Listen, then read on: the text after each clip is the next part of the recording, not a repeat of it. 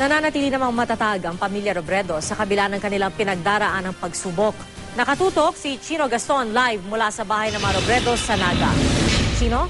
Yan nagsama-sama ang mga kaanak ni Secretary Jesse Robredo sa bahay ng kalihim dito sa Naga City habang patuloy siyang hinahanap at ang dalawa niyang kasamang piloto sa dagat ng Masbate. Matatag at nakangiti si Attorney Lenny Robredo nang salubungin ng mga nagdatingang taga-suporta at kaibigan ng kanyang asawang si Secretary Jesse Robredo dito sa kanilang bahay sa Naga.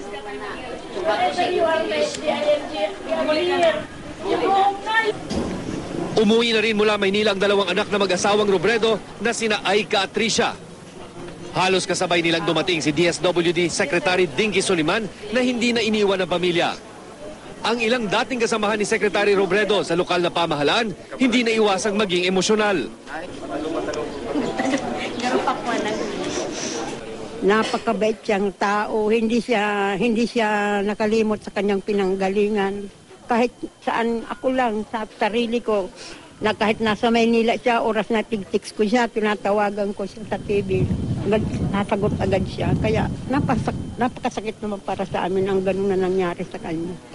Ayon sa tagapagsalita ng pamilya Robredo, nagpapakatatag ang buong pamilya. Ang tanging hawak daw nila sa ngayon ay taimtim na panalangin at pag-asang ligtas pa rin makakabalik ang kalihim.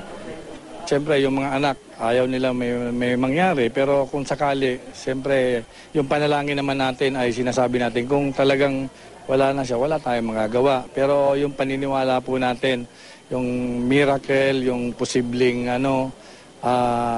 yung posibleng imposible na pwede mangyari, yun din ang pinanalangin natin. Kanina, nag-aalay ng dasal para sa kaligtasan ng kalihim ang mga estudyante at Girl Scouts mula sa University of Nueva Cáceres.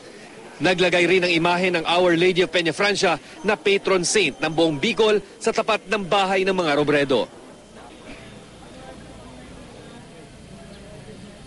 Pia, bukod sa mga kasamahan ni Secretary Robredo na nakaantabay ngayon dito sa labas ng kanyang bahay, narito rin ang mga kawani ng tauhan ng local at national media na nakaantabay sa anumang update mula dito sa mga latest na updates magmumula dito sa Masbate patungkol sa kalagayan ni Secretary Robredo. Narito rin ngayon ang mga taga-suporta ni Secretary Robredo na nagsasagawa ngayon ng prayer vigil dito sa tapat ng kanyang bahay. Hanggang sa mga sandaling ito ay hindi pa rin tayo nakakakuha ng opisyal na pahayag mula dito sa pamilya bukod dito sa mga binitawan ng salita ng itinalagang official spokesperson. Kanina napag-alaman natin na inalay ang mga misa dito sa buong Bicolandia para sa kaligtasan ng kalihim at ang dalawa pang kasamahan nito. Pia. Maraming salamat, Chino Gaston.